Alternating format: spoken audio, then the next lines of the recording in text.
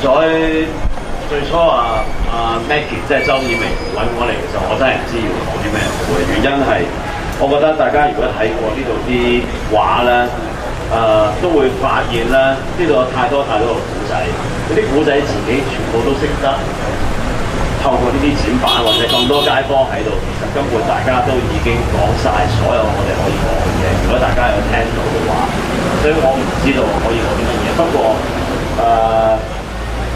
我想講嘅係，如果大家有時間嘅話咧，不妨咧即係幫襯下買下書啊！呢個我嚟做老 sale，呢個買下呢個許子瑩咧，呢個重建係一本好好嘅書嚟嘅。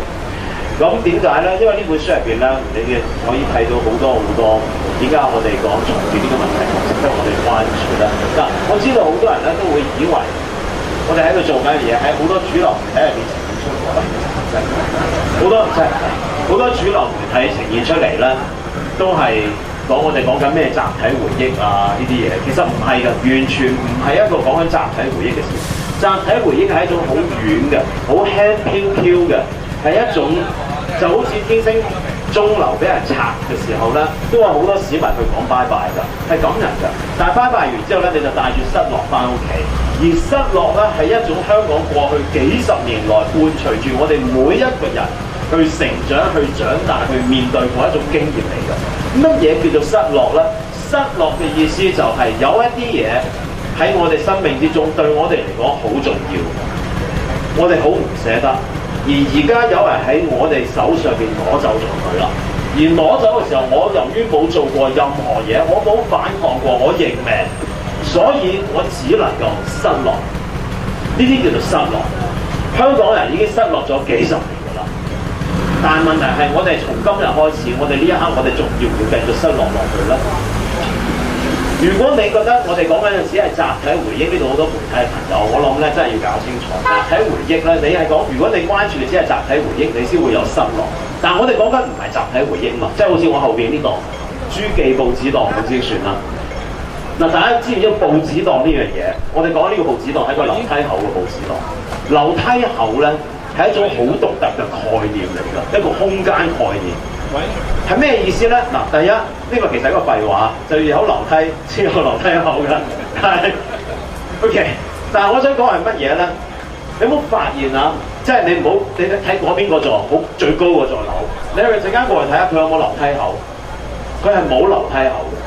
乜嘢叫樓梯口咧？樓梯口所指嘅係一種好獨特嘅，我哋講譬如話呢種唐樓或者舊樓，佢嘅樓梯冇鐵閘。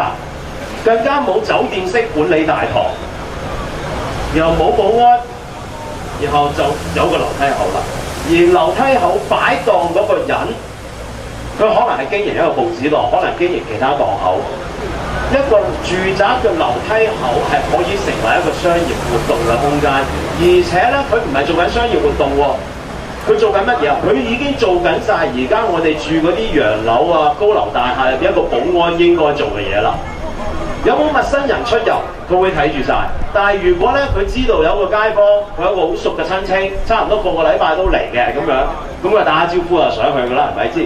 如果你係去一個而家嗰啲好勁嗰啲管理嘅住宅嘅話咧，你就知道啦。即係你想走入去一個地方，你探下我嘅親戚，我成日嚟㗎咯喎，係咪仲要登記身份證啊？係啊，唔好意思啊，梁生，你都係要登記身份證㗎，係咁樣㗎嘛。呢個就係個分別。樓梯口講緊嘅唔係淨係一個廢話嘅一個空間概念，而且係講緊一種好特別嘅一個生活方式，一種營生嘅方法，一種謀生嘅方法，一種街坊鄰里嘅關係嘅一個聚集點，呢個叫做樓梯口。而樓梯口呢樣嘢都消失緊啦。如果我哋當佢係一個集體回憶嘅話，我哋就話佢失落咗。但係佢唔係集體回憶，佢係咁多街坊喺度活生生地喺度，日日同佢打交道嘅嘢嚟。你點可以話嗰個只係一個錦上添花嘅一個裝飾品嘅一個軟柔柔輕飄飄嘅集體回憶咧？唔可能，我哋唔可能咁樣講㗎嘛。所以我哋大家喺度做緊嘅嘢係乜嘢咧？我哋唔係喺度捍衞緊一啲廉價嘅，即係頭先講話政府馮生講得好好，即係朱生講得好好，即係嗰啲政府話係咩啊？嚟講價係咪啊？嚟所有嘢都有個價㗎。我哋唔係講緊嗰啲嘢，我哋講緊係我哋要捍衞一種生活方法。一種我哋大家都好熟悉嘅生活方法。而呢啲生活方法係好脆弱㗎。佢點樣脆弱咧？一旦我哋成個城市嘅樓宇都變成嗰種樓嘅時候，佢就會消失㗎。又或者嗰啲花牌，花牌係一種幾咁獨特嘅、幾咁優美、幾咁吉祥嘅傳統嶺南嘅建築上面嘅裝飾嘅特色咧。喺廣東省以外，你冇乜點見到花牌㗎啦。而喺成個廣東呢個地方、嶺南呢個地方，廣州都冇㗎啦，係得返香港仲會有咁多花牌。但係而呢樣嘢而家都消失緊啦。點解咧？第一就係因為大家陣間去睇下新中花店嗰啲花牌嘅嗰啲支架，喐啲就10尺長。你唔喺呢啲舊區，你邊度揾到地方可以好平地、好方便地俾你擠到嗰啲架咧？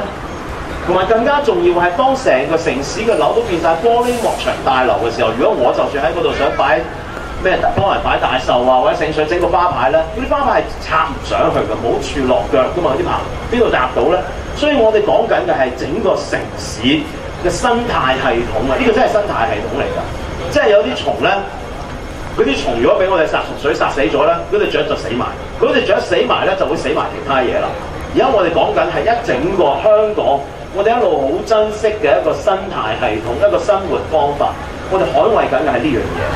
而今日咧，我哋咁多街坊喺度咧，我希望有一啲傳媒朋友喺度話，可以訪問下啲街坊多啲傾下偈，因為我哋只係嚟錦上添花嘅啫。住喺呢度街坊，佢哋扎扎實實喺度生活，佢哋今日要捍衞佢哋繼續生活嘅地方，同埋佢哋嘅生活方法。佢哋唔係捍衞佢哋自己嘅生活方法，佢哋捍衞緊你哋嘅生活方法，我哋所有人嘅生活方法。而呢一樣嘢係一個革命，點解係一個革命？啱啱都聽到啦。之前我哋聽到嘅就係政府啲諗法，就係我嚟到，我同你講價錢。有乜嘢呢個世界上邊係用錢買唔到嘅咧？我哋而家講緊嘅革命就係有呢個世界上真係有啲嘢係你用錢買唔到嘅，你喺我手上攞唔到嘅。而呢個革命喺最近1-2年來已經喺全香港周圍4個地處開始點起呢場火啦。